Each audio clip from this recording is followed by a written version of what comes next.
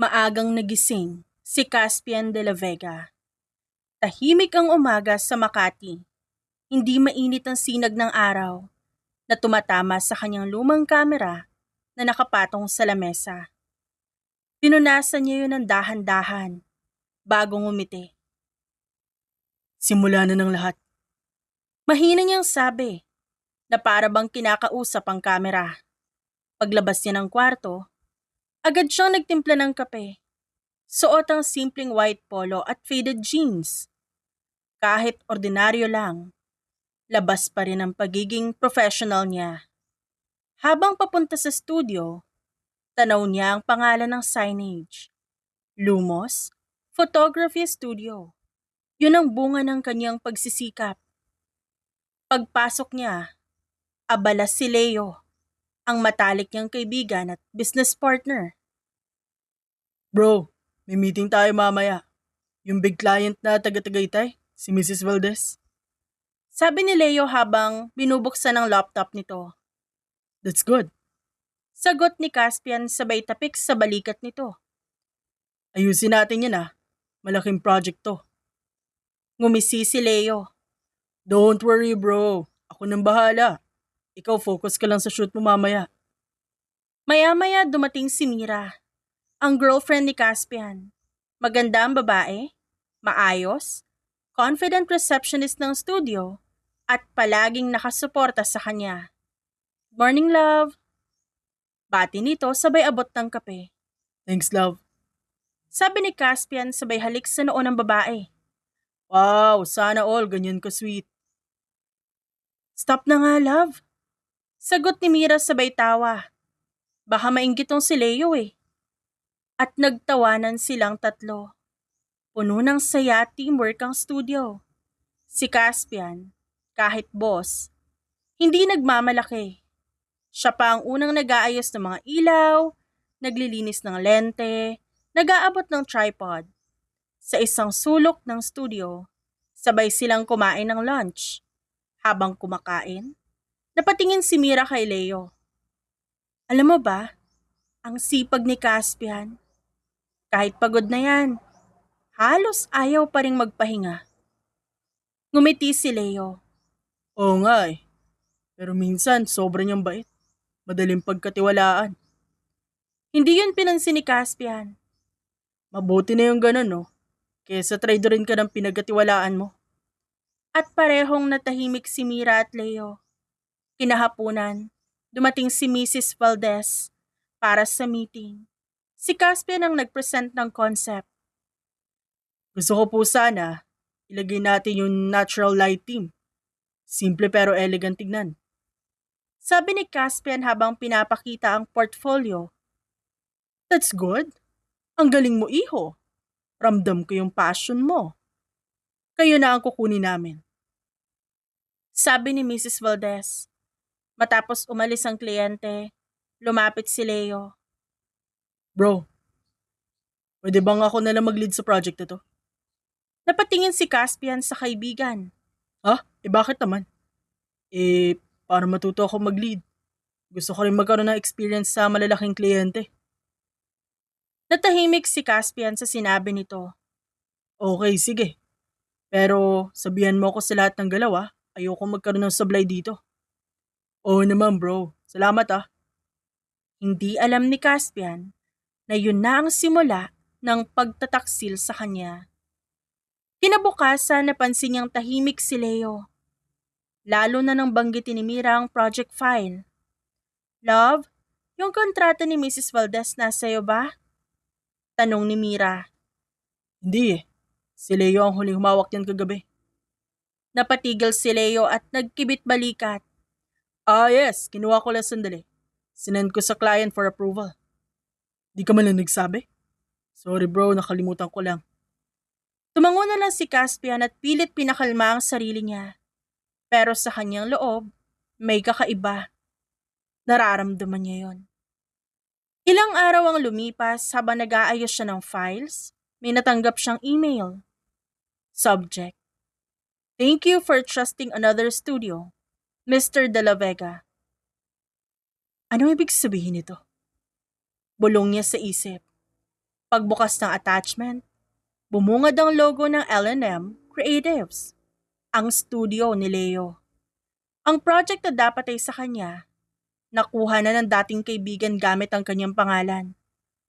Nanginginig ang kamay ni Caspian at agad tinawagan si Leo. Bro, anong kalokohan to? Ba't pangalan ko ang ginamit mo? Relax, Caspian. Wala kang nawala. Negosyo lang to. Nauutal pang sagot nito. Gusto ko magsulo eh. Negosyo? Ginamit mo ako para makuha yung kliyente? Kala ko ba ikaw lang maglilid? Walang personalan, bro. Baka naman masyado kang emosyonal dyan. Bago pa siya makasagot, binabana ni Leo ang tawag. Galit na si Caspian. Tumakbo siya palabas ng studio at hindi alam kung saan pupunta. Hanggang sa biglang naalala niya si Mira. Baka ito lang ang makakausap niya ngayon. Pagdating sa bahay ni Mira, madilim na. Nakabukas ang gate. Pumasok siya dala ang galit na nararamdaman. Mira! Tawag niya pero walang sumagot. Tahimik. Hanggang sa marinig niya ang mahihinang ungol mula sa itaas. Leo, wag ka nga. Baka may makarinig eh. Para siyang tinamaan ng kidlat. Dahan-dahan siyang umakyat. Binuksan ang pinto at doon tumambad sa kanya ang imahe na hindi niya makakalimutan. Si Mira at Leo, parehong hubad at magkapatong at naghahalikan. Nalaglag ang cellphone na hawak ni Caspian. Tila lahat ng dugo sa katawan niya biglang tumaas na tila ba gustong sumabog sa galit. Mira. Doon nagulat ang dalawa. Tumayo si Leo at nagmamadaling nagtakip ng katawan. Bro, mali ang inaakala mo. What the fuck? Ano mali ang akala? Mga hayop kayo? Ang bababoy nyo! Nilapitan niya si Leo at agad sinuntok sa panga. Bumagsak ito sa sahig. Caspian, please! Pag-iyak ni Mira, sabay lapit para pigilan siya. Pero dahil sa galit, tinabig niya ito. Ganyan ka pala, Mira. Kala ko, ikaw yung magiging kasama ko sa lahat ng pangarap ko sa buhay. Really? Hindi mo kasi ako masyadong binibigyan ng atensyon eh. Puro ka nalang trabaho, puro camera, puro photography. Really? Yan ang dahilan mo para lokohin ako. Pambihira naman. Sumugod si Leo at sinuntok siya sa tagiliran. Gumanti si Caspian. At sa gitna ng sigawan, doon nagbagsakan ng mga gamit. Hanggang sa isang malakas na sampal mula kay Mira ang nagpatigil sa lahat. Tama na. Hindi ko kailangan ng lalaking walang oras para sa akin. Huminga ng malalim si Caspian. Tumitig sa dalawa. Punong-puno ng poot. Hindi ko alam kung anong klaseng tao kayo. Pero isa lang masasabi ko. Nakakahiya kayong dalawa. At ikaw, Mira, ayoko mong sabihin pero malandi ka. Nakakadiri ka. Talagang kaibigan ko pa. Lumabas na siya habang naninikip ang kanyang dibdib. Hindi pa rin makapaniwala na niloloko na pala siya ng dalawang taong pinagkakatiwalaan niya. Kinabukasan, maagang gumising si Caspian. Pero halos wala siyang tulog. Magulo ang isip, naninikip ang dibdib. Wala na siyang balak pang makita si Leo o si Mira. Pero nang marinig niya ang tawag mula sa isa sa mga staff ng studio, hindi siya mapakali. Sir Caspian? Bakit? Sir, nandito po si Sir Leo. Siya na po yung nag-asikaso ng lahat. Sabi niya po, siya na daw yung may-ari ng studio, pati pangalan po papalitan na raw. Napatigil si Caspian. Hindi siya makapaniwala sa narinig. What? What do you mean? Pinalitan? Sir, sabi niya po wala kayong karapatan dito. Halos mabitawan niya ang cellphone. Mabilis siyang tumakbo palabas ng bahay. Hindi na nag-abala pang magbihis ng maayos. Ang tanging laman ng isip niya ay ang studio na pinaghirapan niyang itayo mula sa simula. Pagdating niya sa lumang studio, halos gumuho ang tuhod niya sa nakita. Tinanggal niya ang signage. Nakatambak sa gilid ang lumang tarp ng pangalan niya. Sa pinto, nakapaskil ang bagong logo. L&M Creative Studio. Sa loob, Abala ang dating empleyado niya. May ilan na nakatungo. Halatang ayaw siyang tingnan. Si Leo, nakaupo sa upuan niya na parang hari. Hoy, nandito pala ang dating boss. Sarkastikong sabi ni Leo. What's the meaning of this? Anong kalokohan to? Anong ginawa mo sa studio ko? Singhal ni Caspian na halos nanginginig na sa galit. Ngumisi si Leo. Correction. Studio ko na to ngayon. Ginamit mo ang pangalan ko para makuha ang kliyente. Tapos saagawin mo pa lahat ng pinaghirapan ko. Caspian, negosyo lang to. Walang personalan. Walang personalan. Sigaw ni Caspian at napalapit na sa mesa. Lahat ng to pinaghirapan ko. At ikaw? Ikaw tinuring kitang kapatid. Tumayo si Leo diretsong tumingin sa kanya. At ginamit kitang tulay papunta sa tagumpay. Kaso, tapos na yung panahon mo. Ako naman ngayon. Isang suntok ang dumapos sa panga ni Leo. Bumagsak siya sa sahig. Nagulat ang mga staff. May mga sumigaw pa. Pero walang nakinig. Caspian, tumigil ka na! Sigaw ni Mira. Sabay lapit at pigil sa kanya. Hindi niya namalayang naroon din pala ito. Nakatayo sa likod ni Leo. Suot ang damit na parang taga-admin. Mira. Wow. Kagabi, magkatalik lang kayo, tas ngayon. Kasama mo na siya sa kalokohan niya. So, ano magagawa mo, Caspian? Ayoko na manatili sa taong walang ambisyon katulad mo kundi photography lang. Walang ambisyon. Pinaghirapan ko tong lahat para sa ating dalawa. Pero hindi ako pwedeng mabuhay sa mabagal mong mga pangarap. Habang ako gusto ko ng totoong buhay. Hindi ganito! Hindi nakapagsalita si Caspian. Tahimik lang siya nakatingin kay Mira habang lumalapit si Leo at pinupunasan na labi nito. Umalis ka na, Caspian. Wala ka ng karapatan dito. Lahat ng papeles. Tapos na. May pirma pa pa nga, di ba? Pirma ko. Anong pinagsasabi mo? Yung kontratang pinapirmahan ko dati. Hindi lang para sa kliyente. Deed of transfer yun, bro. Ang ina mo, hayop ka. Masyado ka kasing kampante. Singit ni Mira. Kaya yan. Wala ka ng studio. Wala ka pang girlfriend. Lahat ng tao sa paligid na patingin. Hindi alam kung anong gagawin. Hanggang sumigaw na si Caspian. Mga traitor kayo. Magbabayad kayong dalawa. Sumugod siya kay Leo. Tinulak ito hanggang bumangga sa mesa. Natapon ng tubig. Nagkalat ang mga papel. Si Mira, sinampal ni Caspian ng malakas. At bago pa niya ulit masampal si Mira, gumanti din ang lalaki. Kala mo ba? Mapupuno ka ng pera? Hindi. Mapupuno ka lang ng kasinungalingan. Umambas si Leo na gumanti. Pero mabilis na naitulak ulit ni Caspian. Tama na sir, tumigil ka na, baka makulong ka eh. Sigaw ng isa sa mga staff. I don't care. Sigaw ni Caspian. Habol ang hininga. Basag ang boses. Hinila siya palabas sa mga gwardya. Sa huling sandali, tinitigan niya ang dalawang taong minsang naging pinakamahalaga sa kanya. Balang araw, mawawala lahat ng ito sa inyo. Dahil hindi nyo naman ito pinaghirapan. Umalis siyang duguan. Gas-gas ang labi. Naninikip ang dibdib. Habang naglalakad palabas ng studio, nagsimulang bumuhos ang ulan. Kinagabihan, bumiyahe si Caspian papuntang probinsya.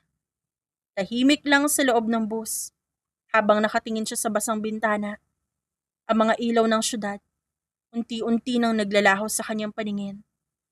Pagdating sa bahay, agad siyang sinalubong ng kanyang inang si Divina. Anak, ano nangyari sa'yo? Hindi siya agad sumagot.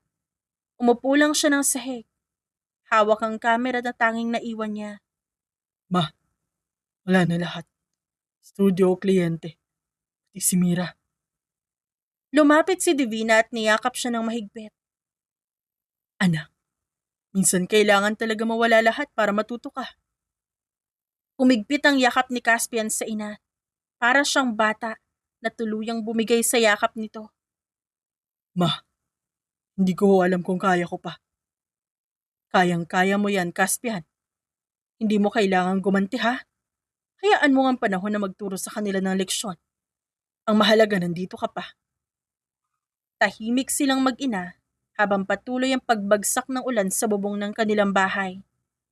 Sa gabing iyon, sa unang pagkakataon, pinakawalan ni Caspian lahat ng galit, lahat ng sakit. At sa gitna ng luha, may isang pangakong tumatak sa puso niya. Babangon ako. Para sa sarili ko. Lumipas ang 3 linggo, tahimik ang bawat araw ni Caspian sa probinsya. Hindi na muna siya bumalik ng Maynila. Halos buong araw, nakatulala lang siya sa harap ng kanilang lumang bahay. Nasa tabi niya ang lumang kamera. Ang tanging bagay na naiwan mula sa dati niyang buhay. Hindi niya alam kung saan siya magsisimula. Minsan, nakatitig lang siya sa mga larawan sa dingding. Mga picture ng dating studio, ng mga kasal na kinunan niya, ng mga ngiting minsang pumuno ng saya sa puso niya. Ngayon bawat tingin ay parang tinik habang tumatagal ay talagang sumasakit. Kinaumagahan, lumapit ang ina niyang si Divina, bitbitan tasa ng kape. Anak, hindi ka pwedeng ganito araw-araw. Hindi ka uusad kung puro iyak ang gagawin mo. Manapagod ho ako eh. Niloko nila ako. Ninakaw nila lahat. Para saan pa yung pagpupuyat ko? Yung pagsisikap ko ay lahat nawala. Umupo sa tabi niya ang kanyang ina at hinaplos ang kanyang balikat. Anak, pagsubok lamang yan. Alam mo ba kung bakit hindi mo pa rin binibitawan yung camera? Napatingin si Caspian sa lumang lente. Bakit ma? Dahil alam mo yan pa rin na magpapabangon sa'yo. Magiging isa ka sa pinakamahusay. Gagawin ko inspirasyon ng mga larawan. Napahawak siya sa kamera at tipid ng umiti. Baka nga kailangan ko ulit subukan. Wala namang mawawala. Ilang linggo makalipas, kahit paano gumaan ang kanyang buhay sa probinsya. At ang kanyang ina ang nag-motivate sa kanya upang magpatuloy. Kaya naman, nagpasya siyang bumalik sa Maynila. Hindi bilang si dating Caspian na may studio, kundi bilang isang freelance photographer. Bitbit lang niya ang lumang kamera at isang maliit na bag. Na makarating siya ng syudad. Bumalik lahat ng alaala pero ngayon, may halo ng tapang sa kanyang puso. Pumunta siya ng isang cafe, nagbukas ng laptop at nagpost online. Freelance photographer available for small events and shoots. DM for rates. Makalipas ng ilang oras, may nagreply. Hi Caspian! Remember me? I'm from Reyes Global Ventures. We're looking for a photographer for an ad shoot. Nagulat siya. Para sa kanya, isa yung malaking oportunidad, pero kulang siya sa gamit. Habang nag-iisip, may biglang nagsalita mula sa kabilang mesa. Excuse me, ikaw ba yung photographer na nagpo-post sa social media? Nilingon niya kung sino yon. Isang babae na may hawak na laptop at camera din. Maikli ang buhok at may confident na ngiti. Yes. I'm Everest Cruz. You can call me Everest. Videographer. I heard your name before. Ikaw yung kilalang wedding photographer, di ba? Dating kilala. Tumawa si Everest. Dati lang? Nandito ka pa rin naman ah. Napatigil siya. Hanggang sa maya-maya, nagkwentuhan na sila at naging komportable agad sa isa't isa. Alam mo, hindi mo kailangan patunayan agad na magaling ka. Ang mahalaga, bumabangon ka. Napatingin si Caspian sa babae. That's easy to say. Kapag di ikaw ang nasaktan. Tama ka. Pero mas mahirap kung titigil ka. Tumahimik si Caspian. Bigla na lamang siyang may na-realize sa mga sinabi ni Everest. 2 araw ang lumipas. Sa araw ng shoot, tinulungan siya ni Everest mag-set up. Habang inaayos ang ilaw, nakatingin lang si Caspian sa lente at may kakaibang saya sa puso niya. Parang ang tagal ko nang hindi naramdaman at nahahawakan to. Ang alin? Yung ganitong excitement. Yung parang buhay ulit ako. I told you, hindi pa natatapos ang buhay mo. Habang nagsushoot, napansin ng mga tao ang natural nilang teamwork. Tignan mo yung chemistry ng dalawa. Galing, di ba? Oo nga, we're good team, di ba? Pagsang-ayon ni Everest na tumatawa. Ngumiti lang si Caspian. Pero sa loob-loob niya, matagal niya nang hindi naririnig ang salitang teamwork na walang kasamang sakit. Pagkatapos ng shoot, inabot ni Everest ang bottled water sa kanya. Good job today Alam mo Caspian, may plano akong project at kailangan ko ng partner. Interested ka? Depende. May sweldo ba? Sagot niya habang nakangiti. Tumawa si Everest. Oo naman no, pero higit sa lahat, hindi ako manluloko. Nagkatinginan silang dalawa at kapwa ngumiti sa isa't isa. Nang sumapit ang gabi, habang naglalakad si Caspian pauwi, tinawagan siya ng kanyang ina. Kinamusta siya nito habang pinagmamasdan niya ang mga ilaw sa EDSA. Napatingala siya sa langit habang hawak ang kanyang kamera. Ilang linggo makalipas, naging mas madalas ang pagtatrabaho nilang magkasama ni Everest. Masaya ang bawat shoot, puno ng tuwa, kulitan at bahagyang asaran. Hoy Caspian, kung gusto mong magmukhang professional huwag kang nakasimangot dyan Ani Everest habang nag-aayos ng lighting. Natural lang to. Balik ni Caspian pero halatang napapangiti. Lahat ng pagod at sakit napalitan ng sigla. At sa bawat click ng kamera, pakiramdam niya, isang piraso ng puso niyang nawasak noon, ang unti-unting naaayos. Kinagabihan, habang inaayos niya ang mga larawan sa laptop, tumingin siya sa lumang kamera. Nagpasalamat siya dito dahil binigyan siya nito muli ng panibagong pagkakataon. Sa screen ng laptop, lumitaw ang bagong folder name, Lens and Light by Caspian and Everest. Ilang linggo pa makalipas, mas lalong nakilala ni Caspian at Everest ang isa't isa. Kahit gabi magkasama silang dalawa. Kahit walang work, lumalabas sila. Hoy, photographer, huwag ka masyadong seryoso Hindi lahat ng photos kailangan perfect. Minsan yung mga candid, yun yung mas magaganda. Napatingin si Caspian. Ang problema, ikaw ang laging blurred pag sa candid shots. Napatawa si Everest. Ikaw ang yabang mo. Pero sige, challenge accepted. Next time, ako naman ang kukuha ng candid mo. Good luck. Sagot niya nang nakangiti. Hindi ako marunong umiti sa camera. Ako marunong magpangiti. Sabi ni Everest sabay taas ng kilay. Napailing si Caspian, pero hindi maitago ang bahagyang ngiti. Sa unang pagkakataon, may nakakapagpatawa na ulit sa kanya ng totoo. Sa Reyes Global Ventures, dumating silang magkasabay para sa business presentation. Malaking event yon. Ang kumpanya ay naghahanap ng bagong creative partners para sa ad campaigns ng mga luxury brands. Kinakabahan ka? Tanong ni Everest habang inaayos ang kanyang laptop. Hindi Pero kung magkamali ako, ikaw sisisihin ko. Sira ulo.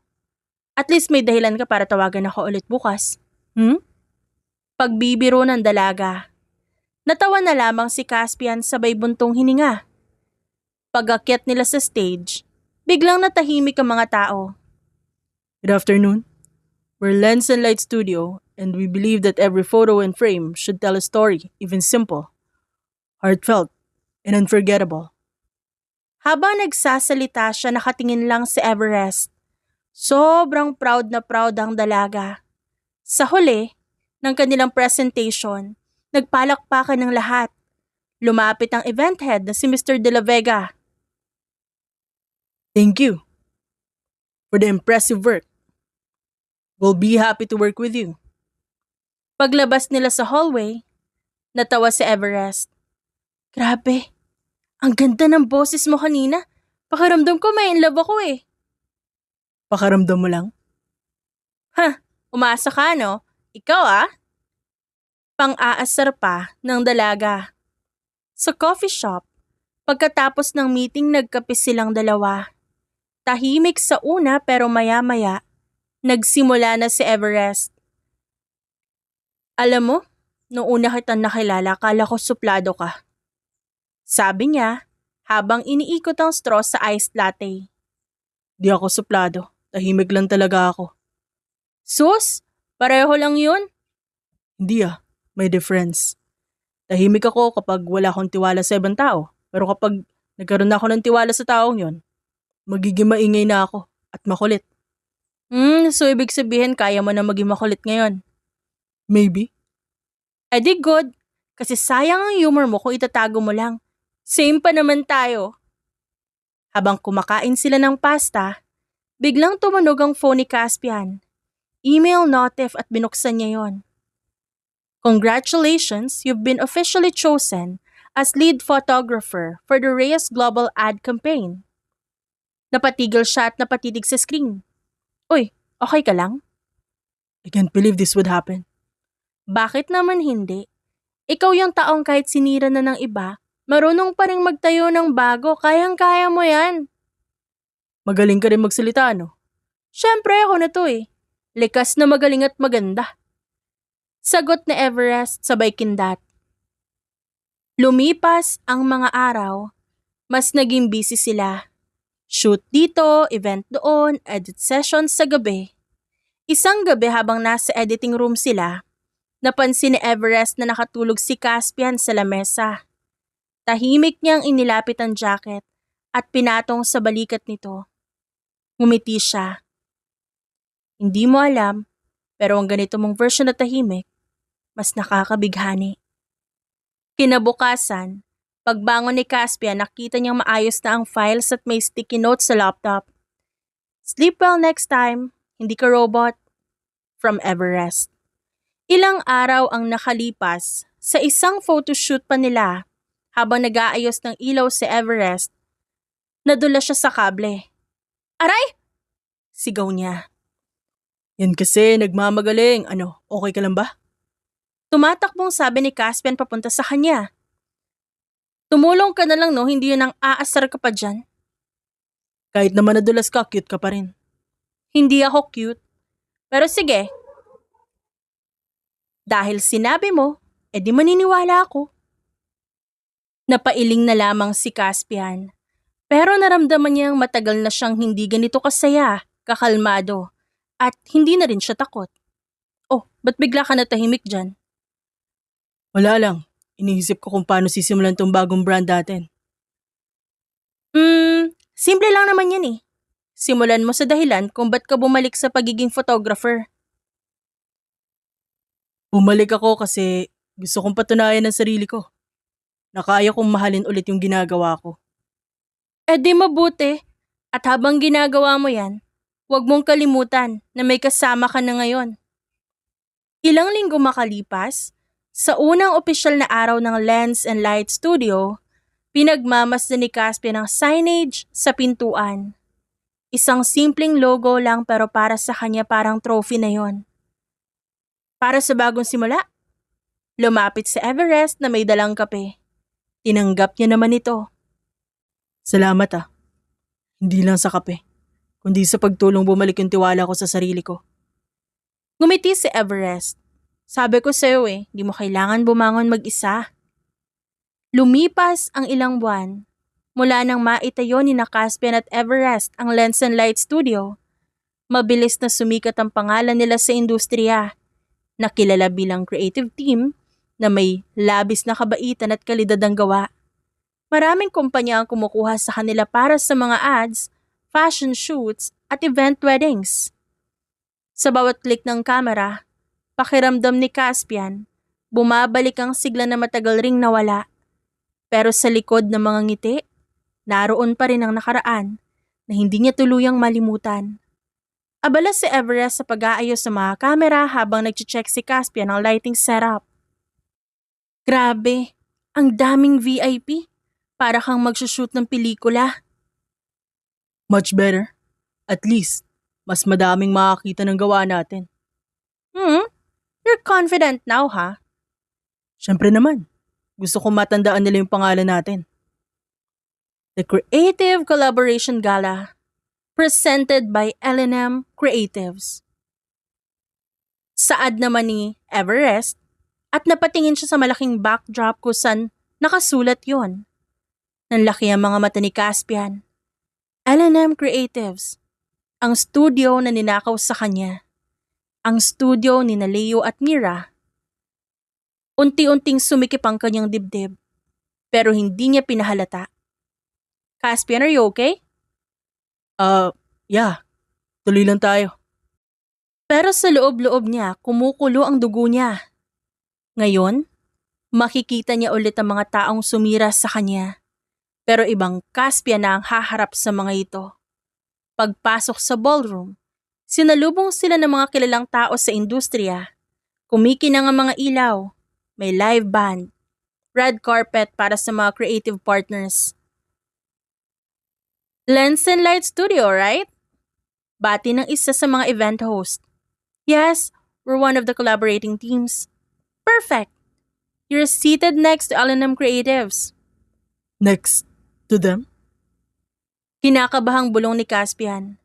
Ngumiti si Everest, na clueless sa tensyon. Uy, is this a coincidence? At least may kakilala ka. Wala kang alam. Mahina niyang sagot. Habang naglalakad sila papunta sa assigned table, unti-unting lumitaw ang dalawang pamilyar na muka. Si Leo, nakasuot ng dark suit habang hawak ang wine glass. Si Mira naman ay nakangiti, may suot na pulang gown. Pagkakita nila kay Caspian, nag-iba ang mukha ni Mira na mula sa pagkagulat. Ngumisi ito ng pilya. Oh, looks who's here? Oh, Caspian buhay ka pa pala? I thought you're dead. Umiling si Leo at ngumisi. Siyempre. Ganyang klaseng tao, di marunong sumuko kahit talo na. Tahimik lang si Caspian. Kalmado ang muka, pero bakas sa mata ang inis. Nice to see you again, Leo. Kahit sa ganyang paraan. Huwag mo nga gawing awkward. Business is business, diba? Ngumiti si Everest na sinusubukang gawing magaan ng tensyon. Yes, tama. Nandito naman tayo para mag-collaborate, hindi magbangayan. Oh, ikaw yung partner niya ngayon? Pinagmasdan ni Mira si Everest mula ulo hanggang paa. Ang bilis mo naman magpalit, Caspian. Dati klase yan taste mo. Ngayon ano yan? Budget version? Excuse me? Gulat na saad na Everest. Uy, defensive ka agad. Sinasabi ko lang. Alam mo, hindi mo naman kasi kailangan sumausaw sa conversation ng mga professional, di ba? Assistant ka lang niya, di ba? Mira, enough. Why? I'm just telling the truth. Kawawa naman kasi, baka akala niya, level niya yung mga kagaya natin. Tumayo si Everest at nagsalita gamit ang matigas na boses.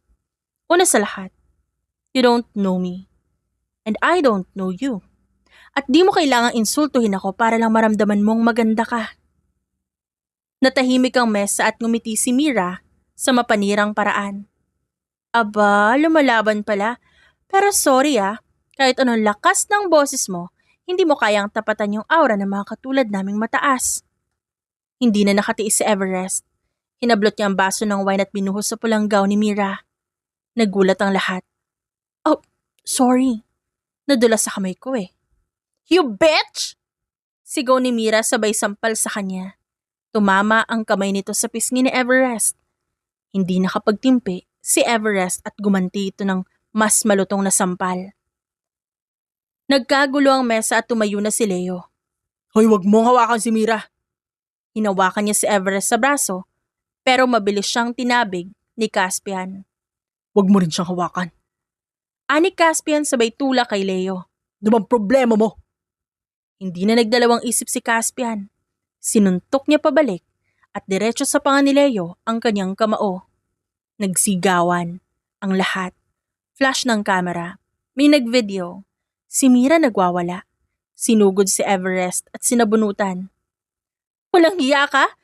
Wala kang karapatang... Sinubukang hatakin ni Everest ng buhok ni Mira.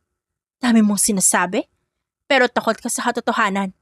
Kaya ka lang naman sumikat kasi ng agaw ka, di ba? Tama na! Pero huli na, kahit ang pagsigaw ni Caspian, may dumating na ng mga security at inawat silang apat. Ang buong event ay tumigil. Lahat ng matay na sa kanila. Si Mira ay humahagulhol ng iyak dahil nabasa ng wine ng kanyang damit. Pero bago siya ilayo ng staff, sumigaw pa rin siya. Wala ka mararating, Caspian, hanggang dyan ka lang! Tama ka. Hanggang dito lang ako sa ngayon. Kasi yung susunod, mas mataas pa. Kinabukasan, nag-trending ang video ng gulo sa social media. Kung ano-anong mga hashtag ang lumabas. Maraming netizens ang kumampi kina Caspian at Everest. Matapos lumabas ang lumang issue tungkol sa pagnanakaw ng L&M Creatives. Sa studio, tahimik lang si Caspian habang pinapanood ang balita. It's all out. Pati yung dalawang kliyente ng L&M nagsalita na. May mga sinabihan daw sila na inspired by Lance and Light pero niloko pala. Ani Everest kay Caspian pero tahimik lang ang lalaki. I never wanted this kind of attention. Pero kung ito ang paraan para makuha natin ang hustisya, tatanggapin ko. You didn't fight dirty, Caspian. You just stood up. Hindi mo kailangan ipaliwanag yun sa kahit sino. And sorry kung nasira ko yung event kahapon. Wala ka namang sinirang event. Sila ang sumira, hindi tayo. Kaya huwag kang mag-sorry, Everest. Pag-uwi ni Caspian, tumawag ang kanyang ina dahil sa nalamang balita. Nakita ko yung balita, anak. Okay ka lang ba? Ma, hindi ko gusto manggulo. Pero parang kailangan ko ipaglaban yung sarili ko ngayon. Walang nagawa ang kanyang ina, kundi manahimik na lamang. Pinaalalahanan lang siya at sumagot naman siya dito. Sa kabilang banda sa opisina ng L&M Creatives, may mga nag-aalis ng gamit. May umiiyak, may pumapalahaw ng sigaw. Sir, ayaw na po ng investors, pati supplier binabawi na yung mga bayad. Napatigil si Leo at hinawakan ng ulo gamit ang dalawang kamay. Ano ibig mo sabihin, kansilado? Lahat po, sir. Pati yung event next week, nilipat na sa Lens and Light Studio. What? Sa kanila? Sa kanila pa talaga? Sigaw ni Mira. Umaalingaw-ngaw ang boses sa silid. Lumapit si Leo at galit. Kung di mo pinatulan si Everest sa harap ng media, hindi lalaki to. Wow ha? Huwag mo ako sisihin. Ginawa ko lang yun kasi binastos nila ako. Kala mo ba papayag ako mapahiya? Tinitigan sila ng mga empleyado. Pinagbabagsak ni Leo ang folder sa mesa sabay mura. Hindi pwedeng ganito magtatapos ang lahat. Kung gusto mong bumawi, puntahan natin sila. Harapin natin sila ng personal. Sigurado ka? Ngumisi si Mira at tumango. Kinabukasan, maagang nasa studio sina Caspian at Everest. May mga bagong kliyente silang kinakausap at nagpe-preview ng shots. Abala ang lahat sa trabaho. Walang ingay hanggang sa biglang bumukas ang pinto. Lens and Light, ha? Wow! Narinig nila ang boses ni Mira. Malamig at puno ng galit. Paglingon ni Caspian, naroon ang dalawa. Formal ang itsura pero halatang handa sa gulo. Kasunod ng mga ito ang dalawang bodyguards. Tumigil lahat ng staff. Si Everest agad lumapit sa gilid ni Caspian. Ano to? Ngumiti si Mira. Nothing. Gusto lang namin bumisita. Nakakatawa kasing makita kung anong klaseng studio ang itinayo ng magnanakaw ng kliyente. Napairap si Everest. Kung magnanakaw kami, bakit ikaw ang kinasuhan ng pagnanakaw at panggagaya? Lumapit si Leo, diretso ang tingin kay Caspian. Wala kang karapatang sirain ang pangalan ko sa media. Hindi ko sinira ang pangalan mo, bro. Ikaw mismo ang gumawa nun. Kapal na mukha mo. Kundi dahil sa akin wala kang ngayon. Tumaas na ang boses ni Caspian. Wow, really? Kundi dahil sa akin ikaw ang wala ngayon. Hindi mo rin ako binigyan ng talento. Kung tutuusin, ako nagturo sa'yo kung paano gumamit ng camera, di ba? Ngumisi naman si Mira. Pero siya mas pinili ng industriya, hindi ikaw. At alam mo kung bakit? Kasi hindi sapat ang pagiging mabait. Masyado ka mabilis magtiwala. Masyado ka pang boring. Napahigpit ang hawak ni Everest sa braso ni Caspian. Halatang pinipigilan ng dalaga na sumabog. Pero nang lumapit si Mira kay Everest at sabihin, "At ikaw naman, malandi ka rin pala, no? Ang galing mo mang-akit ng taong nasaktan. Tinitake advantage mo." Doon tuluyang lumabas ang galit ni Everest. Malakas niyang tinulak si Mira. "Hindi mo ako kilala. At huwag mo akong igagaya sa'yo. How dare you push me?" Tumigil ka! Pero huli na, tumakbo si Leo at sinuntok siya sa pisngi. Tumilapon si Caspian at nabitawan ang kamera. Napasigaw si Everest, pero mabilis siyang hinila ng isa sa mga bodyguards. "Bitiwan mo nga ako!" Nagkagulo ang studio, may mga mesang natumba. Napasigaw na ang mga staff. Tumayo si Caspian kahit may dugo sa kanyang labi at sinuntok ng malakas sa panga si Leo. Yan ay para sa panluloko mo. At isa pa, para sa studio ko na ninakaw mo. Yan ay para sa lahat ng taong niloko mo. Galit na galit si Mira. Lumapit siya at sinampal si Caspian. "How dare you? Walang iya ka? Kala mo malinis ka?" Oo. Kasi yung dumi ko, kayo, natanggal ng kusa. At dumikit sa balat nyo, yung dumi ng pagkatao nyo. Lumapit si Everest, hawak ang towel. Pinunasan ng dugo sa labi ni Caspian. "Okay ka lang?" Matagal ko nang gusto mangyari to. Bago pa man makalabas si Leo, dumating na ang mga pulis. Sir, may warrant of investigation para sa L&M Creatives. May reklamo ng pandaraya at intellectual property theft. "That's not true!" Sigaw ni Mira. May signed affidavit po mula sa 3 dating empleyado nyo. May CCTV footage po ng pagnanakaw ng files. Halos manghina si Leo pero sumigaw pa rin. Caspian, you did this? Diba? Ikaw ang gumawa nito? Di ko yun ginawa. Ginawa mo yan sa sarili mo. Ilang araw makalipas, guilty sina Mira at Leo at maraming ebidensya laban sa kanila.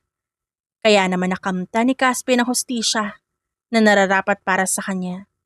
Nabawi niya rin ang kanyang dating studio sa tulong ni Everest. Naging maingay rin sa social media ang pangalan ni Mira at Leo dahil sa lumabas na ebidensya, pero wala nang pakialam pa si Caspian. Tahimik na naglalakad silang dalawa palabas ng studio matapos ng isang mahabang shoot. Gabi na, halos walang tao sa kalsada maliban sa ilang dumadaan na motor. Finally, tapos na rin. Parang mas gumaan yung araw, ano? Oo nga eh. Ngayon ko lang ulit naramdaman yung kapayapaan. Pero ilang segundo lang, may umarangkadang motor sa likod. Napatingin si Caspian. Bago siya makagalaw, pumutok ang baril. Isang sigaw, isang putok, at sa isang iglap ng katahimikan, tumama ang bala, hindi kay Caspian, kundi kay Everest. Napasigaw si Caspian. Mabilis siyang yumuko at inalalayan ng dalaga. "Hindi ako tinamaan ng malala. OA ka naman." Natatawa pang sabi ni Everest, pero nanginginig na ito. "Pero siguraduhin mong hindi sila makakalusot, ha?" Tumakbo ang mga tao at may sumigaw pa. Dumating din ang mga pulis. Na-recover ang CCTV footage. Kita ang plate number at ang mukha ng lalaking bumaril.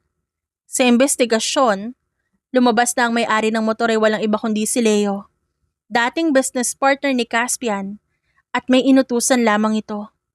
Ilang araw makalipas, muling headline ng mga balita ang pangalan ni Leo at Mira.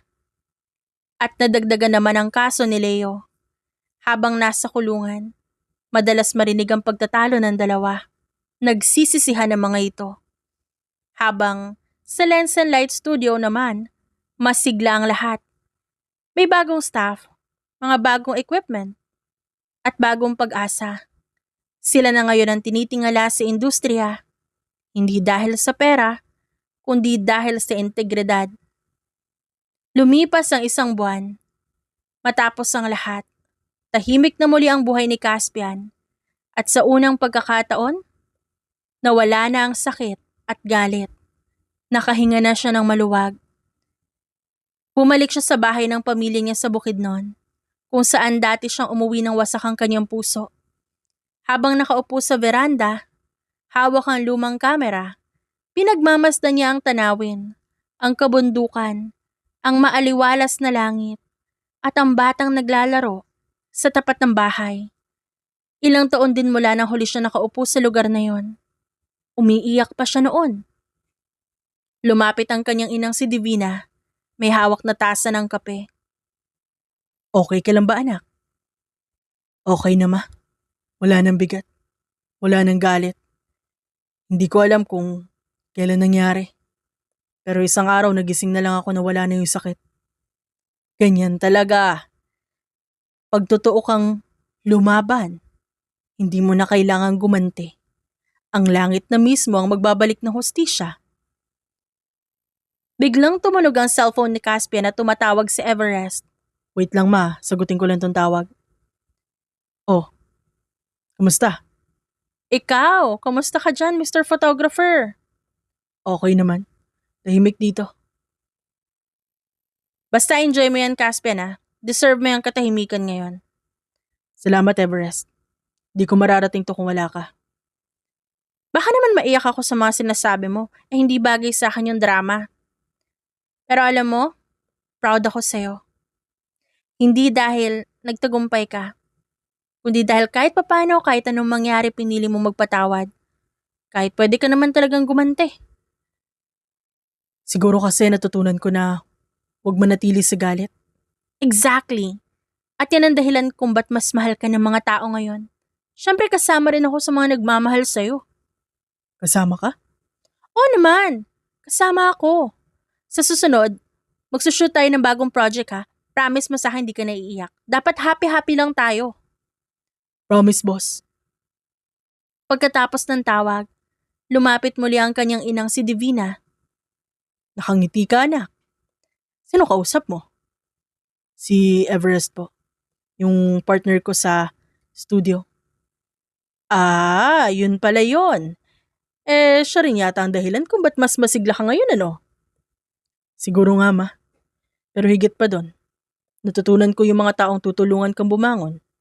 Siya rin magpapaalala sa'yo kung gaano nakalayo ang narating mo. Makalipas ang ilang buwan pa, mas naging maayos ang takbo ng Lens and Light Studio. Mas dumami ang kliyente, mas dumami ang shoots, pero higit sa lahat, mas lamang ang gaan sa puso ni Caspian. At ngayong weekend, ibang klaseng shoot naman ang gagawin nila, hindi para sa client, kundi para sa sarili nila. Ready ka na? Ready na. Pero sigurado safe ba to? Tanong ni Caspian. Medyo kinakabahan habang tinitignan ng signage. Welcome to Bukidnon Adventure Park, home of the longest zipline in Asia. Oh, don't tell me takot ka sa heights. Di naman. Basta wag mo akong bitawan, ah. Oo naman. Clingy ka pala. Hindi yon. Baka kasi matanggal yung harness. Relax. Kung sakali mahulog ka, ako sasalo sa'yo. Wag na. Baka ikaw pa yung madisgrasya. Grabe, so ibig sabihin ayaw mo saluhin kita? Ayaw ko masaktan ka dahil lang sa akin. Napatigil si Everest. May kakaibang lambing sa sinabi niya. Okay. Sa kabilang banda, habang inaayos ang harness, halata ang kaba ni Caspian. Ba't parang ang taas? Kasi syempre mataas talaga, kaya nga adventure park, di ba? Baka sumigaw ako, ah. Okay lang. Basta dapat kapag sumigaw ka, isigaw mo yung pangalan ko. Pagbibiro ni Everest. Nang bumilis ang takbo ng zipline, ramdam ni Caspian ang hangin sa muka. Ang sigaw ni Everest sa tabi niya at ang kakaibang saya sa kanyang dibdib. Matapos ang ilang oras ng ATV ride at obstacle course, tumambay sila sa picnic area. May mga street food stalls, barbecue smoke sa hangin, mga batang naglalaro ng habulan sa paligid. Grabe, gutom na ako, sabi ni Everest at humiga sa banig. Ako din parang gusto ko ng adobo eh. Adobo talaga. Ano ba sa tingin mo dito sa adventure park? May luto? May karinderya? Hindi, kasi kanina tumawag si mama. Sabi niya punta raw tayo mamaya sa bahay. Nagluto daw siya ng paborito kong adobo. Talaga? So kasama ako? Oo naman. Ayaw mo ng adobo? Depende. Masarap pa. Abay, pinakamalasa yun dito sa buong bukid nun. Kaya humanda kapag di mo naubos. Sasabihin ko kay mama, hindi mo ako sinasabayan kumain. Wow, parang kasalanan ko pa ah. Pagsapit ng hapon, dumating sila sa bahay ng ina ni Caspian. Ma, may bisita tayo. Lumabas si Divina nang nakangiti. Ay, ikaw pala yung Everest na laging binabanggit ng anak ko. Ako ho? Laging binabanggit niyan? Baka po binabash ako ng anak ni tita ah. Ma, Napakamot sa batok si Caspian. Ngumiti ang ina ng lalaki.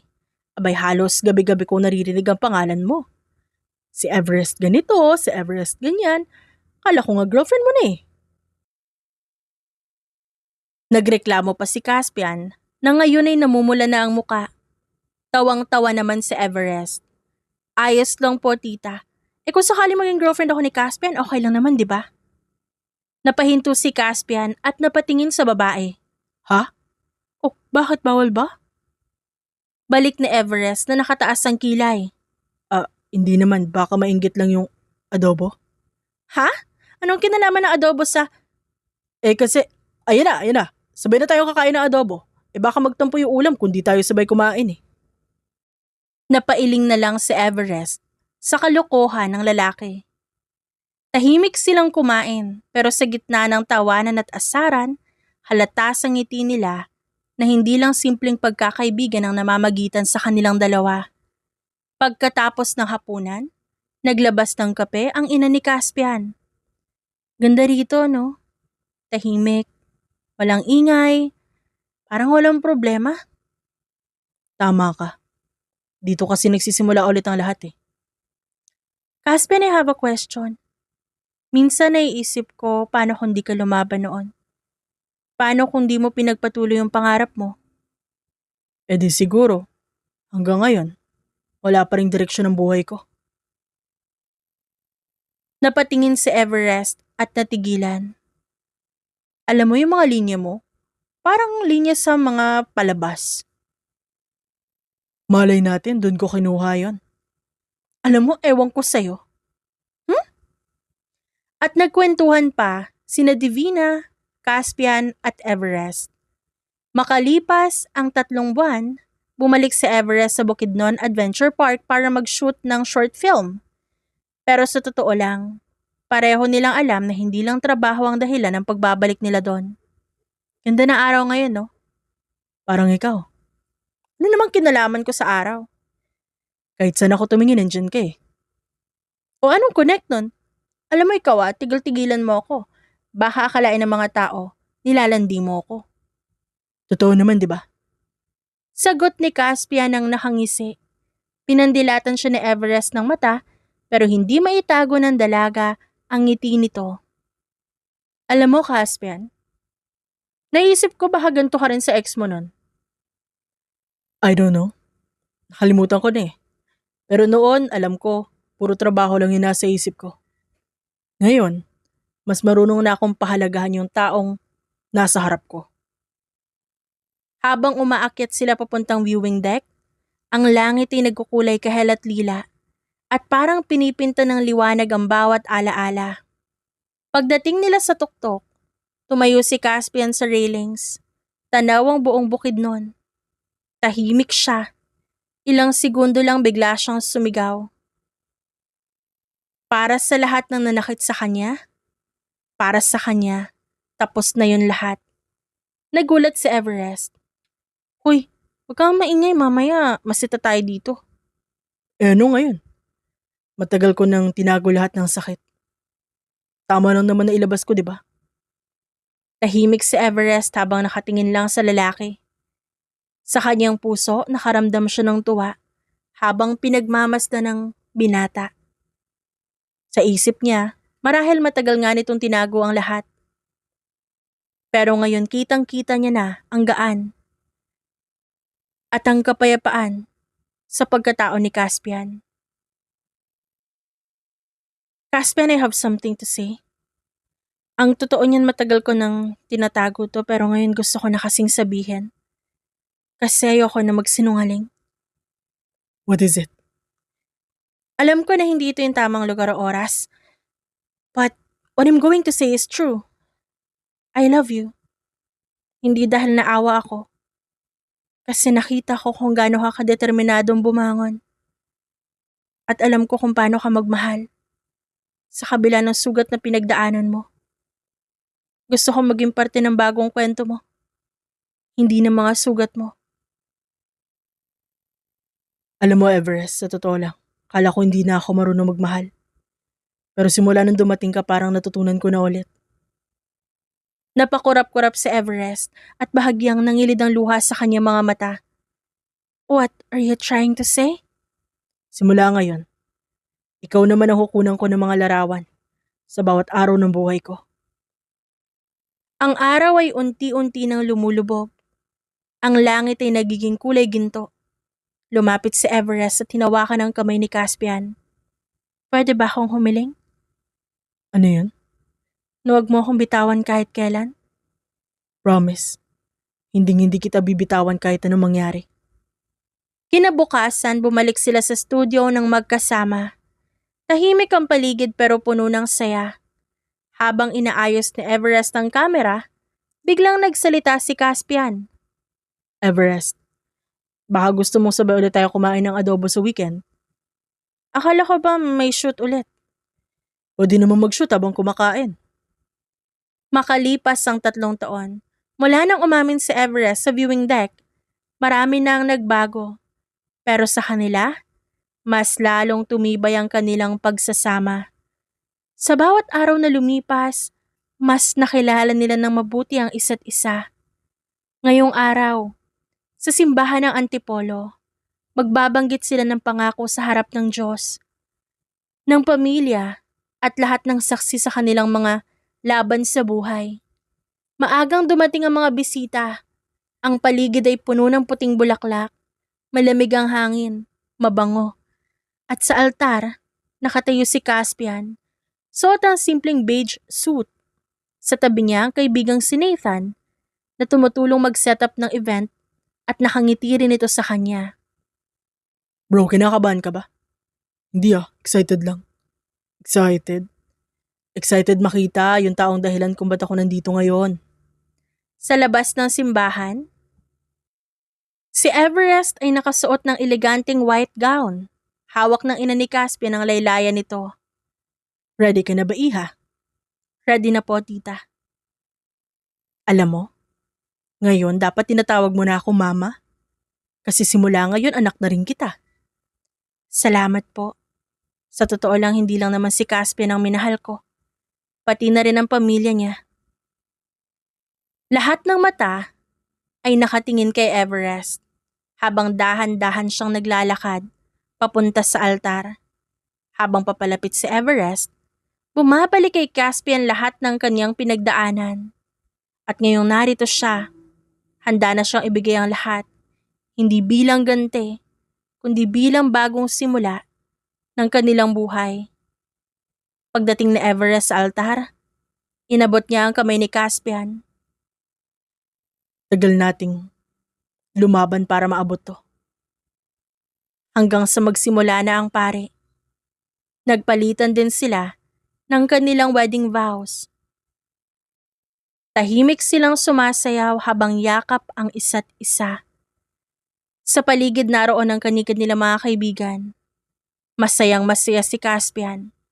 At sa mga oras na yon, ang ngiti lang ni Everest ang gusto niyang makita. Pagkatapos silang maikasal, 5 taon na makalipas, mabilis ang panahon mula sa camera flashes at malalaking events. Ang dating studio sa Makati, nagkaroon na ng branch sa Cagayan de Oro, pero pinili nilang dito sa Bukidnon manirahan, malayo sa ingay, malapit sa kapayapaan. At sa gitna ng lahat ng yon, may isa pang dahilan ng kanilang saya, ang kanilang anak na lalaking si Isaac na 4 na taong gulang. Masayahing bata si Isaac.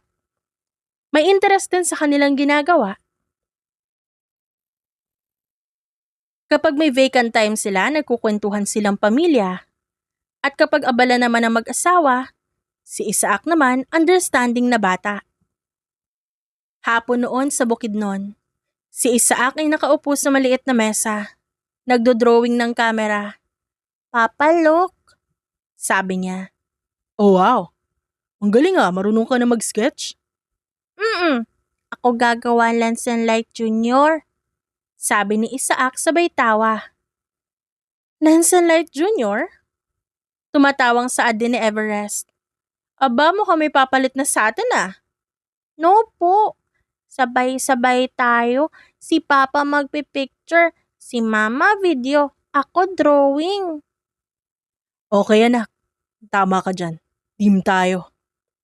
Sa kwarto nila, habang tulog ang kanilang anak, nakahiga sina Caspian at Everest.